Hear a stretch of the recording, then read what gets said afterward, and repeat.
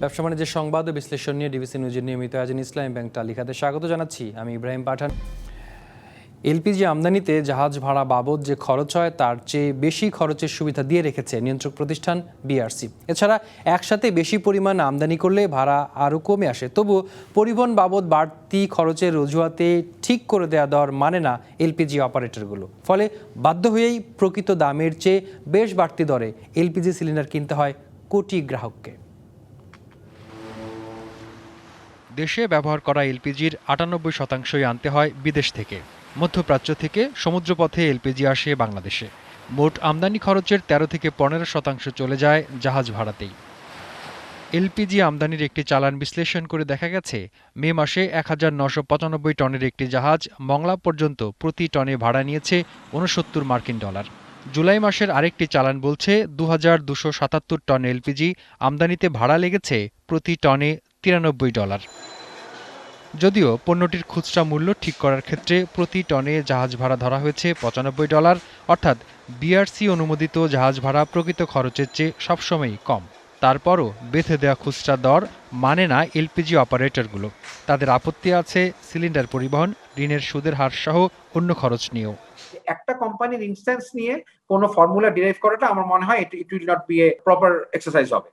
Rather এখানে ২৬টা ২৭টা কোম্পানির মধ্যে অ্যাটলিস্ট ১৬, ১৭টা, 18টা কোম্পানির যদি একটা এভারেজ করে নেওয়া হয়, সেটা প্রপার প্রাইস রিপ্রেজেন্টেশন করবে। আমরা এমন না যে ব্যাপারটা ২ টাকা প্রফিটের জায়গায় আমরা ৪ টাকা চাচ্ছি। আমাদের কিন্তু মেইন চাওয়াটা হলো যে আমাদের সাস্টেনেবল করা বিজনেসটাকে। সরকারি আশকারাতেই বিআরসির বেঁধে দেওয়া দাম ব্যবসায়ীরা মানছে না বলে অভিযোগ তুলেছে ভোক্তা অধিকার সংগঠন ক্যাব। রিটেলাররা যদি পাইকারি বাজার থেকে বিআরসি নির্ধারিত দামে কিনতে না পারে তাহলে তারা কি করে দেবে? কিন্তু রিটেলাররা কিনতে পারছে না, সেই বিষয়টি আমরা যদি অন্যভাবে দেখি যে রাষ্ট্রও সেটা এখন পর্যন্ত আমলে নেয়নি, তার মানে এই জায়গাটা শুধু বিআরসিরই শিথিলতা না, রাষ্ট্রেরও শিথিলতা লক্ষ্য করা যাচ্ছে। তার মানে ব্যবসায়ীরা যে আইন মানছে না, সেটা কোনো না কোনো ভাবে রাষ্ট্র কর্তৃক প্রশ্রয় পাচ্ছে। এমনিতেই প্রতি মাসে একবার এলপিজির খুচরা দাম ঠিক করে দেয় বিআরসি। তবুও অপারেটরদের দাবি আবার শোনার জন্য চলতি মাসেই একটি গণশুনানি ডেকেছিল বিআরসি। তবে ক্যাবের আপত্তি আমলে নিয়ে এই আয়োজন স্থগিত করার নির্দেশ দিয়েছে উচ্চ আদালত। ইব্রাহিম পাঠান, ডিবিসি নিউজ, ঢাকা। এলপিজির বাড়তি দাম নিয়ন্ত্রণ কিভাবে, এ বিষয় নিয়ে আমাদের সঙ্গে আলাপে এখন যুক্ত হয়েছেন বসুন্ধরা এলপিজির বিক্রয় বিভাগের প্রধান জাকারিয়া জালাল। জাকারিয়া জালাল, আপনাকে স্বাগত জানাচ্ছি তালিকাতায়। প্রতিবেদনটি আপনি নিজেও দেখলেন, যে বিষয়টি আসলে এসেছে জাহাজ ভাড়া বাবদ। জাহাজ ভাড়া বাবদ আসলে বড় একটি অংশ খরচ হয়ে যায় এলপিজি অপারেটরদের। ফলে এটি যদি কমানো যায়, দাম কমানো সম্ভব, এটি সবাই বলে থাকেন। আমরা যেটি দেখলাম, আপনি নিজেও দেখেছেন, যে সেখানে জাহাজ ভাড়া কমানোর সুযোগ আছে, কমানোও আছে, যেখানে বিআরসি $৯৫, $১০০ পর্যন্ত ছাড়ের সুবিধা দিয়ে রাখে, তার মধ্যে জাহাজ ভাড়াটা হয়ে যায়। কিন্তু এই সুবিধাটা তো গ্রাহক পাচ্ছেন না, তার বাইরে একটা জটিল পরিস্থিতি হয়ে আছে। যদিও বসুন্ধরা এলপিজি নিজেদেরই একটি জাহাজ আছে, ফলে তারা আরও কমে আনতে পারে বাংলাদেশে এলপিজি, ফলে সুবিধাটিকে আসলে গ্রাহক পায় না কেন? ধন্যবাদ ইব্রাহিম ভাই, ধন্যবাদ টিভিসি কে একটি সময়োপযোগী বিষয় নিয়ে আলোচনা করার জন্য। এবং আপনারা জানেন যে আমাদের একটি আবেদনের প্রেক্ষিতে মহামান্য কমিশন ১৭ থেকে ১৮ আগস্ট একটি শুনানি করার ডেট করেছিল, কিন্তু মহামান্য হাইকোর্টের নির্দেশে আবার শুনানিটি স্থগিত করা হয়েছে। তো আপনি যে বিষয়টির আজকে অবতারণা করছেন সেটা হচ্ছে যে আন্তর্জাতিক বাজারে আমরা যে জাহাজে করে প্রোডাক্ট আনি সেটার প্রাইস, আসলে এটা একটা এই ব্যাপারটাতে আমাদের সাথে বিআরসি যে খুব বেশি দূরত্ব আছে সেটা কিন্তু না। আপনি যদি আমাদের আবেদনগুলো দেখে থাকেন, যেগুলো বিআরসি ওয়েবসাইটে অলরেডি আপডেট করা হয়েছে, সেখানে মোস্টলি কিন্তু আমরা হাইলাইট করেছি আমাদের সিলিন্ডারের পরিবহন কস্ট এবং আমাদের যে ডিস্ট্রিবিউটর এবং রিটেল কস্টে যে টাকাটা দেওয়া আছে, যেটা সরকারি কোম্পানির জন্য যে টাকা দেওয়া আছে তার চেয়ে অনেক কম দেওয়া আছে, সেই পয়েন্টগুলোতেই আমরা মূলত হাইলাইট করেছি এবং আমাদের কস্ট অফ ক্যাপিটালের এই পার্সেন্টেজগুলো ধরা আছে সেই পয়েন্টগুলোতে হাইলাইট করেছি। আর যদি বড় জাহাজের কথা বলে থাকেন, বড় জাহাজের কস্টে আপনার প্রতিবেদনে আমি যে দুইটা কোম্পানির দেখতে পেলাম বা যে কথাগুলো বলা হচ্ছে $৬৯ বা $৯৫ যেগুলো দেখাচ্ছে, আপনাদের সবার ক্ষেত্রে একটা ইনফরমেশন দিয়ে রাখি, সেটা হচ্ছে যে মূলত দুই উপায়ে যা গ্যাস পারচেস করা হয় থাকে, একটা হচ্ছে স্পট মার্কেট, একটা হচ্ছে কন্ট্রাক্ট মার্কেট। যদি কন্ট্রাক্ট মার্কেটের প্রাইস আমরা প্রোডাক্ট কিনি, তাহলে সেটা কিন্তু 1 বছর আগে থেকে কন্ট্রাক্ট করা হয়ে থাকে এবং সেখানে প্রাইস কিন্তু একটু ডিফারেন্ট। আর স্পট মার্কেটের প্রাইস কিন্তু অনেক কম বেশি হয়, কারণ স্পট আপনি জানেন বর্তমানে এলএনজি প্রাইস এবং সব জায়গায় স্পট মার্কেটের প্রাইসটা ভেরি ডাইনামিক এবং খুবই সাইনোসাইডাল। তো সেখানে আসলে কোনো সময় হয়তো বা $70 পাচ্ছেন, আবার কোনো সময় $150 হতে পারে। তো সুতরাং আপনি যদি মাসে আমাদের বাংলাদেশে এখন প্রায় 40 থেকে 50টা জাহাজ আসে, তো বছরে যদি আমরা ধরি প্রায় 600 জাহাজ আসতেছে, তো সেখান থেকে যদি আপনি 1-2টা স্যাম্পলকে আমরা হাইলাইট করি এবং ওইটাকে দিয়ে যদি বলি যে বাজারের অবস্থা এরকম এবং ওইটা হচ্ছে না, তাহলে কিন্তু আসলে সঠিক তথ্যটা ঠিক মতো আসতেছে না। তো আমরা চাচ্ছি, যেটা আমি রিপোর্টও দেখেছি, আমাদের ইন্ডাস্ট্রি কলিগ যেটা বলেছেন যে শুধুমাত্র একটি কোম্পানির একটি পারফরম্যান্স কে হাইলাইট না করে আমরা একটা ইন্ডাস্ট্রি 27টা কোম্পানি 21টা কোম্পানি এখন আমদানি করে, 21টা কোম্পানির ডাটাকে আপনাকে হাইলাইট করতে হবে, 21টা কোম্পানিকে সাস্টেন করতে হবে। কারণ আপনি তো ওই 21টা কোম্পানিকে পারমিশন দিয়েছে ব্যবসা করার জন্য এবং এক্সট্রা কোম্পানি তাদের ব্যাংক থেকে টাকা নিয়ে ব্যবসা করেছে। এখন আপনি যদি মনে করেন যে না, একটা কোম্পানি ভালো করছে, তাকে হাইলাইট করে সবাইকে ওটা করবেন, তাহলে you are making injustice to the other operators. So এখানে জাকারিয়া জালাল একটু কি বলবেন যে যদি এক্স কোম্পানি ওয়াই কোম্পানি একটি $69, $70, $80 পায়, আরেকটি কোম্পানি কেন এই দরে জাহাজ ভাড়া পাবে না, এরকম কি কোনো কারণ আছে? না, আমি আপনাকে যেটা আমি আগেও বললাম, এখনো বলছি, এক্স এবং ওয়াই কোম্পানি যদি $70-80 পেয়ে থাকে, সেটা তাদের স্পট মার্কেটের ক্ষেত্রে হতে পারে। এবং আরেকটা ব্যাপার খুব ইম্পর্টেন্ট, সেটা হচ্ছে যে ধরেন এই বাজারে 27টা অপারেটর আমাদের আছে এবং 21 জন আমদানিকারক আছে। 21 জন আমদানিকারকের ভলিউম কিন্তু এক না। কেউ ভলিউম ইম্পোর্ট করে 30,000 টন, কেউ ইম্পোর্ট করে 3,000 টন। তো যে 30,000, আপনি বাজারে যখন একটা জিনিস কিনতে যাবেন, আপনি যখন 30 কেজি আলু কিনতে যাবেন আর যদি 1 কেজি আলু কিনতে যাবেন, সেখানে কিন্তু অবশ্যই একটা প্রাইসের গ্যাপ থাকবে। তো সুতরাং you can't make this things even for the whole operators. এটা আসলে জাস্টিফাইবল না, রিয়েলিস্টিক। খুবই গুরুত্বপূর্ণ একটি পয়েন্ট ধরেছেন আপনি, যেটি বলা হচ্ছে আমরা যেটি প্রতিবেদন দেখালাম সবই হচ্ছে যে 1900 মেট্রিক টন অথবা 2500 মেট্রিক টনের মধ্যে, এর মধ্যেই আছে। আপনি যেটি বলছেন যে বিগ ভলিউম 30,000 মেট্রিক টন, আপনাদের যে কোম্পানি সেটি অনেক বড় কোম্পানি এবং একসাথে অনেক করে আনার সক্ষমতা আছে আপনাদের, সেই জায়গায় তো খরচ আরো কমারই কথা অবশ্যই। যেহেতু বাজারে যদি আপনারা বিগ প্লেয়ার হয়ে থাকেন, তাহলে আরো কমে দেওয়ার সক্ষমতা আপনাদের আছে। ছোট যারা, তারা বেশি এই দরে পাচ্ছেন, সেই জায়গায় কেন মেলানো যাচ্ছে না? যেটি ক্যাবের উপদেষ্টা বলেছেন যে রিটেলাররা যদি কম দামে না পান, তারা আসলে কিভাবে দেবেন, রিটেলারদেরও কেন কমে দিতে পারছেন না? আপনি একটা খুব গুরুত্বপূর্ণ কোশ্চেন করেছেন, যেটা হচ্ছে যে আমি যেহেতু বড় ভলিউমে আনছি, আমি কেন বড় ভলিউমে দিতে পারছি না।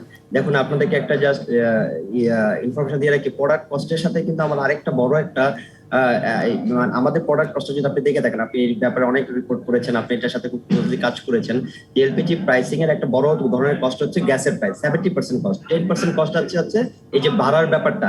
তো এই ভাড়ার ব্যাপারটাতে আপনাকে আরেকটা ব্যাপার করতে হবে যে আমি যে এই পুরো বিনিয়োগ করেছি, যত বড় কোম্পানি সে তত বেশি বিনিয়োগ করেছে। আজকে আমি যে জাহাজে বিনিয়োগ করেছি, তা আপনি কি বলছেন যে জাহাজের বিনিয়োগের টাকা আমাকে দিতে হবে না, শুধু গ্যাসের বিনিয়োগের টাকা দিতে হবে? তো গ্যাসের বিনিয়োগের সাথে তো এই গ্যাসের ভাড়ার সাথে তো আমার জাহাজের বিনিয়োগের টাকাটা যোগ হয়ে যায়। So it actually doesn't make যে এরকম একটা বিরাট বড় ডিফারেন্স হয়ে যাচ্ছে। আমি 30,000 টনে আনতেছি, আমি একদম $50-60 গ্যাপ পেয়ে যাচ্ছি এবং তাতে করে ওইটা আমি বাজারে দিতে পারবো। ওই টাকাটা তো আমি এই $50-60 আনার কমানোর জন্য আমাকে যে বিনিয়োগ করতে হয়েছে 500 কোটি টাকা, সেই 500 কোটি টাকার কস্ট অফ ক্যাপিটালটাকে আমাকে অ্যাড করতে হচ্ছে এটার সাথে। তো এই জায়গাটা তো এই লেভারেজটা তো অপারেটরকে দিতে হবে, যে তারা যে বিনিয়োগ করেছে, যে আজকে যে বড় বড় কোম্পানি যারা আছে বা ছোট কোম্পানি যারা আছে, যারা বড় কোম্পানি তাদের বিনিয়োগও বড়, তাদের কস্ট অফ ক্যাপিটাল বড়, তাদের অপারেটিং এক্সপেন্স হাই, ওইগুলা কি কিন্তু এটার সাথে অ্যাড হয়ে যাবে পরবর্তীতে। এই যে একটা বাজারের পরিস্থিতি, আরেকটি প্রসঙ্গ ইদানিং এসেছে যে সরকার আলাদা করে একটি টার্মিনাল করছে গভীর সমুদ্রে, সেটি যদি হয়ে যায় এবং সরকার যদি নিজে থেকেই আলাদা করে এলপিজি আমদানি করে বটলিং করে সেটি আবার সিলিন্ডার আকারে দিতে পারে, সেই ক্ষেত্রে বাজারে হয়তো বা প্রতিযোগিতা বাড়বে। আপনি কি মনে করেন যে সরকারের এমন একটি উদ্যোগ অবশ্যই শুভ উদ্যোগ এবং এই টার্মিনালটি হলে বেসরকারি উদ্যোক্তারা ব্যবহার করতে পারে, সেক্ষেত্রে দাম আরও কমানো সম্ভব হবে? অবশ্যই। দেখেন, আমি বলি যে যদি মহামান্য সরকারের যে জ্বালানি মন্ত্রণালয় একটা সিদ্ধান্ত আমরা দেখেছি যে তারা নীতিগতভাবে একটা সিদ্ধান্ত নিয়েছে, আমি ফিজিবিলিটি স্টাডি পর্যায়ে আছে ব্যাপারটা, যে যদি একটা টার্মিনাল করে, টার্মিনাল করলে যদি আমাদেরকে কম মূল্যে প্রোডাক্ট দিতে পারে, আমরা তাদের থেকে অবশ্যই আমরা নিব না কেন? আমরা তো এটাকে হাইলাইট, আমরা তো চাই যে একটা ভোক্তা পর্যায়ে যাতে সহনীয় পর্যায়ে আমরা প্রোডাক্টটা দিতে পারি। বাট কিন্তু এটাতে আরেকটা জিনিস দেখার ব্যাপার আছে যে আমি আসলে কতটুকু বিনিয়োগ মানে দাম কমাতে পারবো। আমি আপনাকে একটা কথা বলি ইব্রাহিম ভাই, সেটা হচ্ছে যে আজকে এলপিজিতে আপনি 7% বিএটি দিচ্ছি, ভ্যালু অ্যাডেড ট্যাক্স দিচ্ছি আমরা। এই 7% যদি 1,000 টাকা একটা প্রোডাক্ট, যদি আপনি 7% ধরেন, এভারেজ আমি 70 টাকা ব্যাট দিচ্ছি, মানে ব্যাট দিচ্ছি 12 কেজি সিলিন্ডার একটা, আমি 70 টাকার মতো ব্যাট দিচ্ছি। সেইখানে আপনি যদি একটা গভীর সমুদ্রপথ টার্মিনাল করেন, আপনারা বলছেন যে $30 থেকে $40 কমাবেন। তো $30 থেকে $40 কমালে আমার কমে হচ্ছে $30 থেকে $40 টাকা। তো 30 থেকে 40 টাকা যেটা কমাবেন, আপনি যদি ভ্যাট 7% কমাই দেন তাহলে তো 70 টাকা কমে যায়। জি, অর্থাৎ আপনার তো বিনিয়োগই লাগে না। সরকারি নীতি অথবা পলিসি যদি নিয়ন্ত্রণে আসে এবং ফেভার আসে তাহলে হয়তো বা দাম আরো কমানো সম্ভব। আরো অসংখ্য কমানো ধন্যবাদ অবশ্যই সম্ভব। জি, জাকারিয়া জালাল, জি। আমাদের তালিকাতে আপনার গুরুত্বপূর্ণ সময় দিয়েছেন। Thank you. জাকারিয়া জালাল বসুন্ধরা এলপিজির বিক্রয় বিভাগের প্রধান আমাদের তালিকাতে যুক্ত হয়েছিলেন। এবারে যাচ্ছি পরের খবরে। কুটির, মাইক্রো, ক্ষুদ্র, মাঝারি এন্টারপ্রাইজ খাতের নারী উদ্যোক্তাদের জন্য বিশেষ প্রণোদনা ঘোষণা করেছে কেন্দ্রীয় ব্যাংক। এখন থেকে সিএমএসএমই খাতের নারী উদ্যোক্তাদের দেওয়া ঋণ সময়মতো আদায় হলে 2% প্রণোদনা দেওয়া হবে। এই প্রণোদনার 1% পাবেন গ্রাহক নারী উদ্যোক্তা, আর বাকি 1% দেওয়া হবে বিতরণকারী ব্যাংক ও আর্থিক প্রতিষ্ঠানকে। Bangladesh bank SME and special programs department এই সংক্রান্ত একটি সার্কুলার জারি করে সব ব্যাংক ও আর্থিক প্রতিষ্ঠানের প্রধান নির্বাহীর কাছে পাঠিয়েছে। সার্কুলারে বলা হয়েছে, প্রণোদনার নাম হবে সিএমএসএমই খাতে নারী উদ্যোক্তাদেরকে বিতরণকৃত ঋণ বিনিয়োগের বিপরীতে নগদ প্রণোদনার সুবিধা। বাংলাদেশ ব্যাংকের নিজস্ব তহবিল থেকে এই অর্থ যোগান দেওয়া হবে। তহবিলের মেয়াদকাল হবে 2021 সালের 1 জুলাই থেকে 2024 সালের 31 ডিসেম্বর পর্যন্ত। ইসলাম ব্যাংক তালিকাতে এই পর্যায়ে একটা বিরতি নিচ্ছি, সঙ্গেই থাকুন। আবার স্বাগত জানাচ্ছি ব্যবসা বাণিজ্যের সংবাদ বিশ্লেষণে ডিবিসি নিউজের নিয়মিত আয়োজন ইসলাম ব্যাংক তালিকাতায়। টাকার বিপরীতে মার্কিন ডলারের দাম কিছুটা বেড়েছে। খোলা বাজারের পাশাপাশি ব্যাংকগুলোতেও দাম বেড়েছে। রাষ্ট্রায়ত্ত সোনালী ব্যাংক গতকাল 87 টাকা দরে ডলার বিক্রি করেছে, কিনেছে 84 টাকা 60 পয়সায়। খোলা বাজারে প্রতি ডলার বিক্রি হয়েছে 87.60 পয়সায়।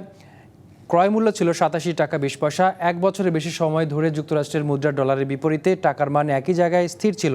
এক সপ্তাহের ব্যবধানে ডলারের বিপরীতে 10 পয়সা দর হারিয়েছে বাংলাদেশের টাকা। ধারণা করা হচ্ছে মূলত আমদানি ব্যয় বেড়ে যাওয়ায় ডলারের চাহিদা বেড়েছে, সে কারণেই দীর্ঘদিন পর দাম বেড়েছে ডলারের। এদিকে ডলার কেনায় রেকর্ড গড়েছে বাংলাদেশ ব্যাংক। গত 2020-21 অর্থ বছরের ব্যাংকগুলোর কাছ থেকে সব মিলিয়ে প্রায় 800 কোটি ডলার কিনেছে কেন্দ্রীয় ব্যাংক। জনপ্রিয় সামাজিক যোগাযোগ মাধ্যম ফেসবুক জুলাই মাসে 2,65,00,000 টাকার মূল্য সংযোজন কর বা ভ্যাট জমা দিয়েছে। ঢাকা দক্ষিণের কাস্টমস, এক্সাইজ ও ভ্যাট কমিশনার থেকে তথ্য জানা গেছে। ফেসবুকের 3টি প্রতিষ্ঠানের নামে জুলাই মাসের ভ্যাট রিটার্ন জমা হয়েছে, যার মধ্যে ফেসবুক আয়ারল্যান্ড লিমিটেড 2,64,91,643 টাকা, ফেসবুক পেমেন্টস ইন্টারন্যাশনাল লিমিটেড 16,785 টাকা ও ফেসবুক টেকনোলজিস আয়ারল্যান্ড লিমিটেড 2,294 টাকার ভ্যাট জমা দিয়েছে। মোট 2,65,10,722 টাকা ভ্যাট জমা দিয়েছে। এর আগে 15 জুলাই প্রায় 2,44,00,000 টাকার ভ্যাট দিয়েছিল ফেসবুক। ফেসবুকের নিবন্ধিত 3টি প্রতিষ্ঠানের পক্ষে ভ্যাট রিটার্ন জমা দেয় price water house Cooper's Bangladesh. এবারে পুঁজিবাজারের খবর। ডিএসসির বাজার মূলধন ছাড়িয়ে গেছে 5.5 লাখ কোটি টাকায়। একটু দেখে নেব পুঁজিবাজারের লেনদেন সর্বশেষ পরিস্থিতি। ঢাকার বাজারে এখন পর্যন্ত আমরা দেখছি একদম মিশ্র প্রবণতা লেনদেন চলছে, তারপরে ঊর্ধ্বগতি আছে। প্রধান সূচক ডিএসসি এক্সে এখন পর্যন্ত 32 পয়েন্ট যুক্ত হয়েছে, অবস্থান করছে 6,819 পয়েন্টে। অপর দুই সূচক ডিএসসিএস এবং ডিএস 30 ঊর্ধ্বমুখী রয়েছে। ঢাকার বাজারে এখন পর্যন্ত 1427 কোটি টাকার লেনদেন হয়েছে। হাত বদল হওয়া শেয়ারগুলোর মধ্যে দাম বেড়েছে 198টির, কমেছে 136টির। অপরিবর্তিত আছে 40টি কোম্পানির শেয়ার ও মিউচুয়াল ফান্ড ইউনিটের দর। এবার একটু দেখে নেব টপ 20 শেয়ারের মধ্যে এগিয়ে আছে কোন কোম্পানিগুলো। বিবিধ খাতের প্রতিষ্ঠান বেক্সিমকো 1 নম্বরে আছে, 107.2 টাকায় হাত বদল হচ্ছে। 90 কোটি টাকা এখন পর্যন্ত লেনদেন হয়েছে। অপর দুই দেখছি আমরা 2 নম্বরে আছে ওরিয়ন ফার্মা, আইএফআইসি ব্যাংকিং খাতের প্রতিষ্ঠান, 4 নম্বরে এসপিসিএল এবং 5 নম্বরে লঙ্কা বাংলা ফাইন্যান্স আর্থিক খাতের প্রতিষ্ঠান। এই ছিল শেয়ার বাজারের পরিস্থিতি। ব্যবসা বাণিজ্যের সংবাদের বিশ্লেষণে ডিবিসি নিউজের নিয়মিত ইসলাম ব্যাংক তালিকাতে আজ এ পর্যন্তই। সঙ্গেই থাকুন।